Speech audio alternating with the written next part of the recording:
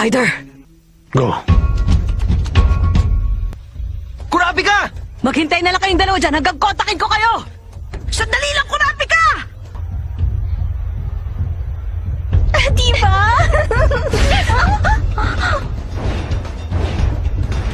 Ang galing! Nakita mo yun? Mga ninja sila, sigurado yun! Susundan ko na sila ni Kurapika! Nakakaasar! Wala silang pakialam, lahat sila nagkanya-kanya na ng kilos! May sumusunod sa atin.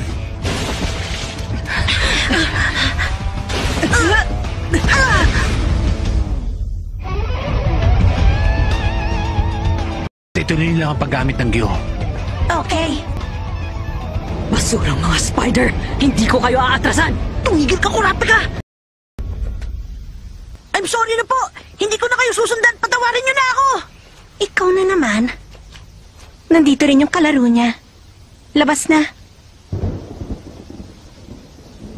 Anong gagawin natin sa kanila, Pinuno? Itali sila. Ikaw ba yan, Finks? Ako to. Pumunta na kayo sa Bechtakil Hotel. Yorio! Ha? Anong tinitingin-tingin niyo dyan? Ha? Papatulong ko ba? Huwag mo na pansinin. Huwag mo na lang tignan. Mukhang dumidilim ang hinaharap ko eh. Makinig ka! Ipipikit ko na lang ang mga mata ko sa ginawa mo! Alas 7 in punto. Dapat nandito ka na, kundi... Isang hidden message! Alas 7 yung punto. Mawawala ng ilaw!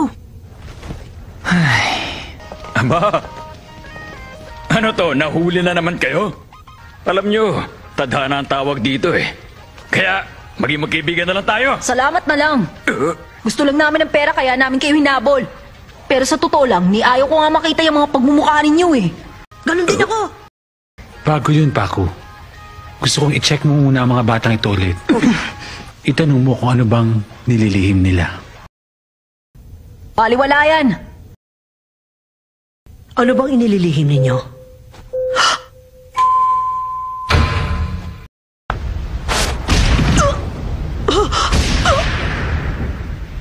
Nakawala na yung bata sa kanan.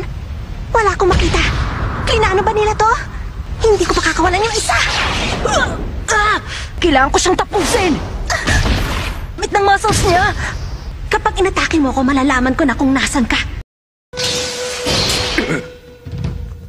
Galing sa labas yun ah. Kasabot pala nila yung maingay doon kanina. Teka, nasan si Pinuno? Wala na siya dito. Anong tinitingin-tingin mo dyan? Wala. Hindi ko lang inasahan na babae palang hinahanap namin gumagamit ng kadena. Yun bang akala mo? Sadyang nakakaloko ang panlabas na kaanyuan. Kung ako sa'yo, mag-iingat ako sa pagsasalita. Hindi mo alam kung yun ang mga huling lalabas dyan sa bibig mo. Hindi nabanggit ang pangyayaring ito sa hula sa akin. Nangangahulugan lang na hindi ito ganun kaimportante sa hinaharap ko. Para sa akin, ang pangyayaring ito ay matuturing ko na para magkakapilang ako matapos magmerienda. 5 taon nang nakakaraan. Nang inubos ng Spider ang angkan ng kuruta dahil sa mga mata nila. Sabihin mo, ikaw na ba ang leader nun?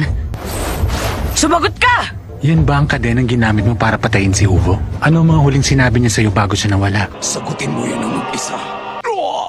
Hindi ko na maalala pa. Kasi nangalingan, pareho lang kami. Wala kaming gustong sabihin sa'yo na kahit na ano. Nakakainis! Yori ita